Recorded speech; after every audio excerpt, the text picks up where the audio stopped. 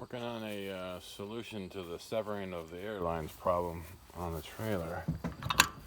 So I think I got a good design here. I'm using some climbing gear, a prusik knot, and some new bungees. So that shit should keep it off the truck. So if this is mounted on the truck right about there, it should keep the airline right where it needs to be. Girls, knock it off. I'm thinking that's gonna work. So guess what I'm doing this weekend? I'll be testing this bad boy. I think it's gonna work. And there you can see the, well, I'm gonna call it kind of a weak design. So, man, look at that. I can't even get my finger. So this is Stewie, and this is the trailer. Man, I can't even get my finger between those two. This is what, that little gap there is what makes it hard to even get it hitched. But then what happens is when you crank this thing and turn it, I mean, look at all the damage here on both sides. This is where military people have overcranked this thing, and I'm thinking right there, that big ding is where this hits, I think right in here somewhere. And what happens is if this hose, or any of these hoses are up like that, when it pinches, it just shears the hose off. So I'm thinking we got a good solution going there. We'll see. Practice, practice, practice. Try to do this a couple times a week just to work on the skills for backing this bad boy up. Getting better at it.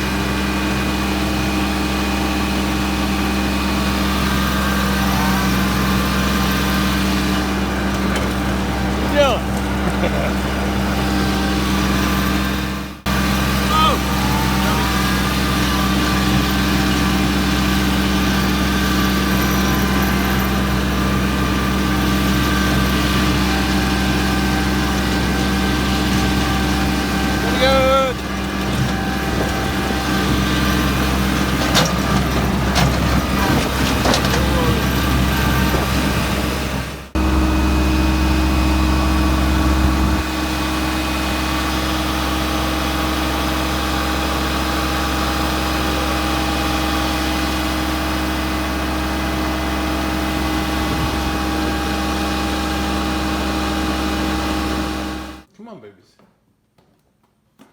Come on now. Let's go. Come on. Let's go.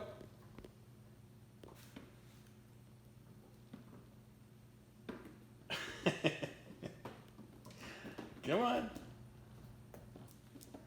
That's my girls.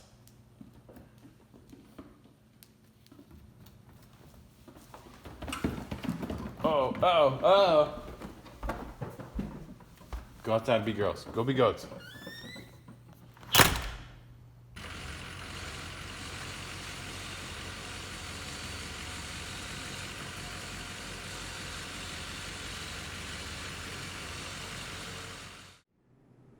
And up we go. Basically using the winch with 3 blocks on here for mechanical advantage. Much better than trying to drive the damn truck up, which I did once before.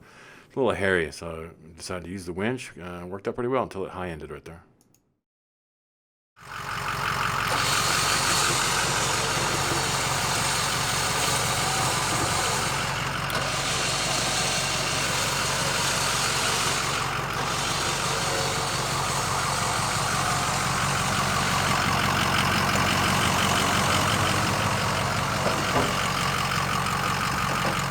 That's a little spooky.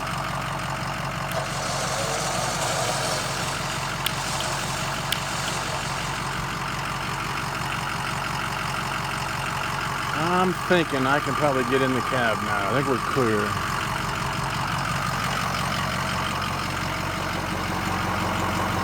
Looks good to me.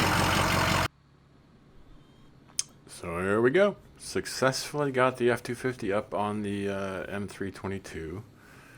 and I didn't bolt the truck down, so I'm not going to drive it around on the open road because it's not secured to the trailer itself. But it was a good opportunity to A, demonstrate that I could do it. B, kind of work on some of the geometry. As you can see, I had to remove the Nerf bars so it didn't high end. And as you will see in a bit, I also ended up, so it's fine right now, but when I backed the truck back off of the trailer, I ended up damaging the skid plate underneath the transfer case. Not a big deal, but woo, let that thing wobble. That's my next order of business. Order some things on Amazon to take the wheels and axles. Actually, I own most of the stuff, so I just need to lock it down so it can rock back and forth like that. No big deal, but it ain't coming off the trailer. Overall, again, successful test. Got it up and was able to back it in here and park it. Stewie truck seems to be handling it fine. Look at that. Do you see the ass end of the truck dipping down with all that load on the back hitch? Nope, not at all. So not even close to the 10-ton rating of the truck. Now, would I want to be cruising down the road on, with this thing for hours and hours and hours? Probably not. But not gonna. That's not the plan.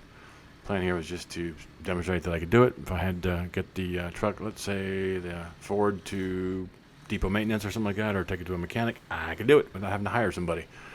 That's why you buy a big ass 5-ton truck, so you can do stupid shit like this. Just saying.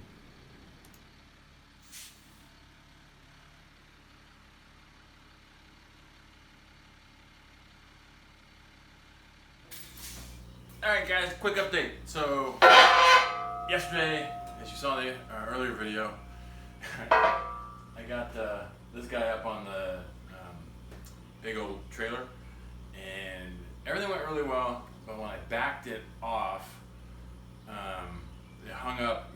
Getting it on the trailer, everything was copacetic, it worked out well.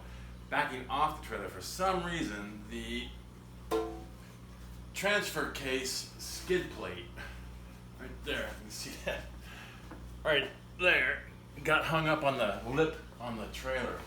And long story short, I basically ripped off the skid plate from under the truck. Well, one, two, say I had 4 bolts bolted into the frame, and 3 of the bolts sheared off, so this was just kind of hanging off the bottom of the truck. Thankfully, so I just spent the last 30 minutes inspecting the undercarriage, and no damage other than the skid plate. This guy has seen better days, so I'm thinking he's going in the dump, and I'm probably gonna have to. I'm gonna see if I can find a third-party skid plate that gives me like maybe another inch worth of clearance, because that's all I really needed was 1 more inch of clearance, and it'll go on and off the trailer anytime I need to without any problems. This guy basically did his job, because if this wasn't there, well, it would have been okay. But the transfer case would have got hung up on the trailer, and I ripped the transfer case off. That would suck. Anywho, there's a quick update on that. So I'm still gonna call this a successful test of being able to get this bad boy up on the trailer out there. So no complaints. If I had to transport the Ford using the military truck in the trailer, I could do it. That was demonstrated yesterday. Take care. Bye-bye.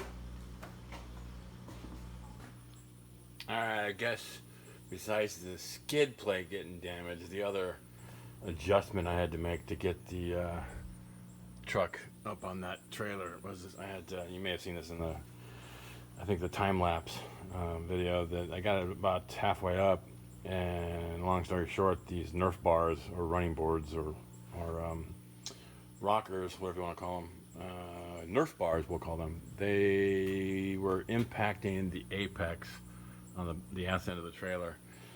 So it took me a couple hours actually of getting the batteries on the air compressor recharged a few times to get these stupid things pulled off of the truck. So now the truck is naked, it has no Nerf bars, which is gonna take some, I kind of like it.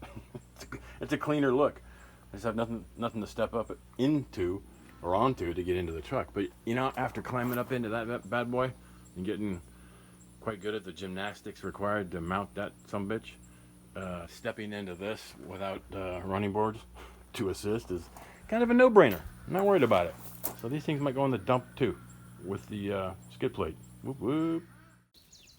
Good morning, everybody. Today's Monday, the 28th of June, 2021. Haven't done an update for a while, so I thought I might as well get off my butt and do so. And how better to start one off than with a kind of a feel-good story. So last night, I was trying to go to bed a little early because it's just been a long couple of days. And the body was telling me it was time to go to bed. So I went to bed, or I started to head to bed, I don't know, something like 8:30 or something like that, maybe 9. And as I was getting comfortable and getting ready to settle down, I heard something outside that was clearly an animal in distress. So I kind of rolled out of bed and got the thermal scope out here, or from the balcony up on the house. And long story short, I heard some squawking, and what I found was that chicken, that mama chicken right there. Zenobia had caught her and had her at the base of that tree over there, that taller tree. And Zenobia was basically going to eat her for dinner. Now there's some backstory here. So she's the mama of those 3 little chicks. There was another mama in here with those 2 little chicks. You may recall from an earlier video that I guess what happens is at night, once it gets dark, these mama hens jump out of here, and I've seen them do it once or twice. They actually, so this is all fine grained down here, but they jump through this hole up here, and they, in fairness, they spend all day caretaking these baby chicks. And I guess when the sun goes down, they want to go out and stretch their legs, go get something to eat, whatever they do. So a week or 2 ago, this mama came out apparently, and Zenobia got her and ate her for dinner. And again, so last night, Zen caught that mama, had her dead to rights, as the saying goes. I thought she was dead, and I kind of walked up on her, and it was, again, pitch dark out here, and all I had was the thermal scope, but when I got up on her, she was basically laying on her back as if dead, kind of like playing possum, I guess.